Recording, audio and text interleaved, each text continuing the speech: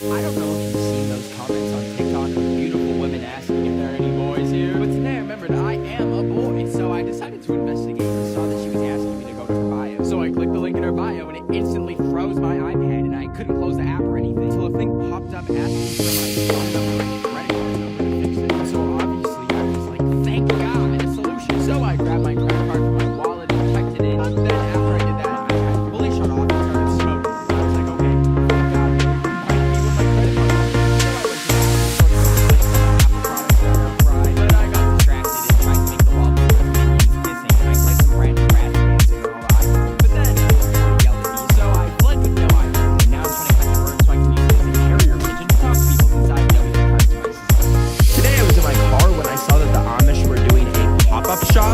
Obviously, I had to go check it out because I don't believe that they're real. And when I pulled up to Simply Amish, I put my mask on because I don't want to give the entire colony the plague or something. And when I walked in, the employee was on a computer. And I was like, that's strange. Not even supposed to have electricity. But I was walking around and at first it seemed like a really expensive furniture store. And I was like, damn, these Amish are going to be ballin'. But then I came across this door that was half open, which led to this scary basement that had all of these artifacts and paintings of Jesus. And then randomly a Rick and Morty Chia Pet and some cards that I don't think are Amish appropriate. And then a Queen's Gambit board game, which...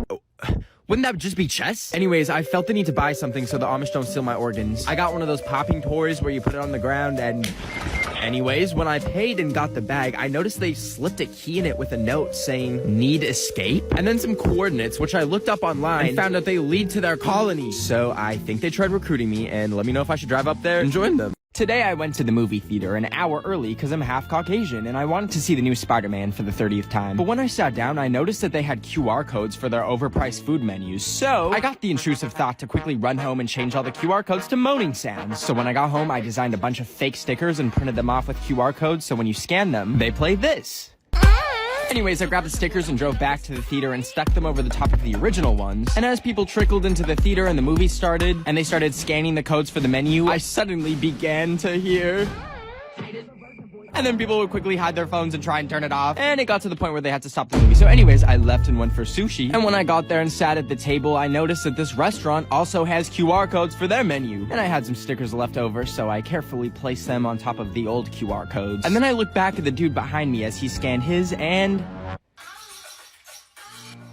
Anyways, my sushi was very delicious, 9 out of 10. I can only fall asleep to loud noises, so tonight I played some mukbang videos on full volume. And I also tried blasting that one girl who goes, in all of her songs, and I was about to go to sleep like a baby when I heard a banging at my door, and I realized it was probably my insane neighbor who was literally named Karen. But when I got up and put clothes on and walked down to the door, there was nothing but an envelope that said, use these. So I brought it inside and opened it up, and she had sent me her nasty, crusty, earwax-covered AirPods that smelled like Fritos. And at first I was like, this is a human rights violation, and I'm probably diseased now. Until I saw the opportunity to suit up in a hazmat suit and rinse the brain caca off of them so that they look new, and then I could sell them to someone in my neighborhood for a profit. So I made a listing for like $150, and this one dude said he would buy it if I could meet him by the nuclear waste runoff. So I Ubered over there, and when I got there, I saw a bunch of money just sitting under some leaves, and I was like, that's not the safest way to do a transaction. But regardless, I just sprinkled the AirPods by it and then went home with $150 in like 4 different currencies. But it's okay, because I just ordered a bass-boosted speaker with the money from the AirPods. And when it comes, I'm gonna have a big old party and blast music with a speaker courtesy of Karen.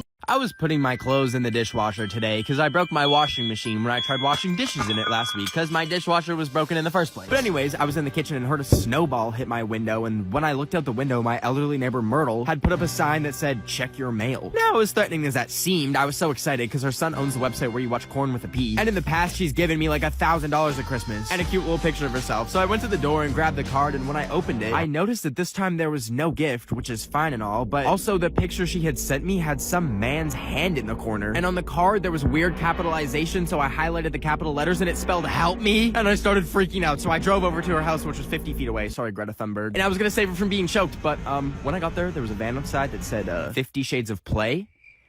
And I think that's what Myrtle's into. So now I'm traumatized. I looked up at 4 a.m. before some of my roommates and my brother today, but when I opened it up, I saw it was squirting up the jar in a really strange way, which is really inefficient because there's just more surface area for it to dry out. Anyways, I wanted to make a peanut butter and spray cheese sandwich, but I felt like it needed some raspberries, so as I was taking the bread out of the fridge, I knocked out the bread, but I didn't even 5 minutes, 5 seconds. So I scooped them up and assembled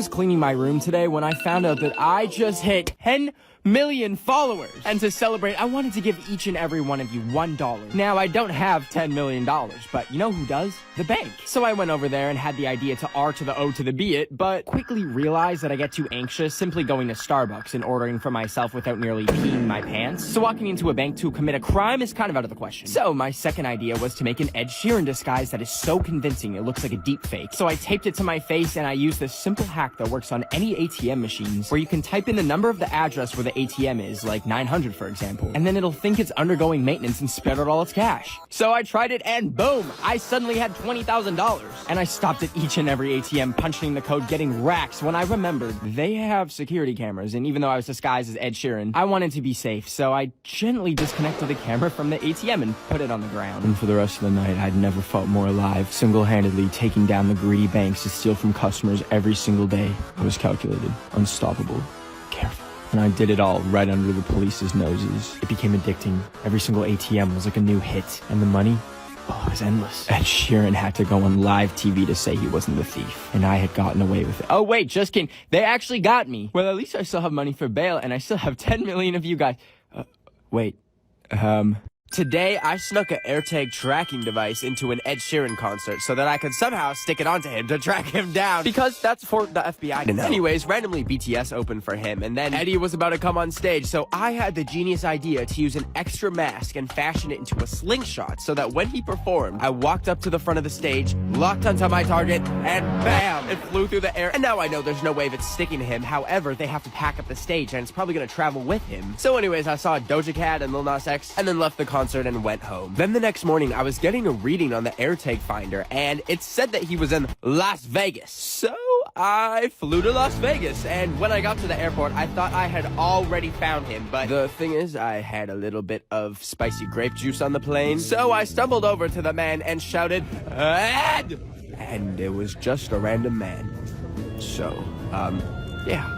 I was trying to sell my kidneys on the black market when I got an ad for Shein Eats, and apparently they sell food now. So I ordered some Mexican food because I was really hungry. But when it arrived, it came in what looked like a reused tissue box, and it had a fragile sticker, but it was looking more like a burrito bowl at this point. Anyways, I compared it to the picture in the ad, and it looked nothing like it. But the worst part is there was corn in it, and I'm allergic. And I was beyond mad, so I looked at the shipping label, and it said it was shipped all the way from China. So you know what I did? I was on that next flight to China, and after I boarded the plane next to the world's biggest Facebook mom with this suitcase, the food was actually pretty good, a little bit better than Shein's. But anyways, when I landed, I remembered it was the Olympics here in Beijing, so I decided to go to that instead of getting revenge on Shein. Happy Valentine's Day. Aww. Today, I made a New Year's resolution to stop filling up my gas car with diesel just because it's cheaper. Because last time I did that, it started smoking when I was driving back from the gas station and then eventually burst into flames. So I've actually failed my first New Year's resolution because now I have no car to fill up with gas and it's 40 grand to repair the garage from fire damage. But I can't go to the bank because I don't have a car, so I walked in minus 40-degree weather to the car store and bought an electric car with all the money I made selling human organs off the black market. And it's really cute and it looks like a ladybug, and I drove it home and found out I can plug it in with the same charger as my phone. So I grabbed my dog and we went on a little mini road trip for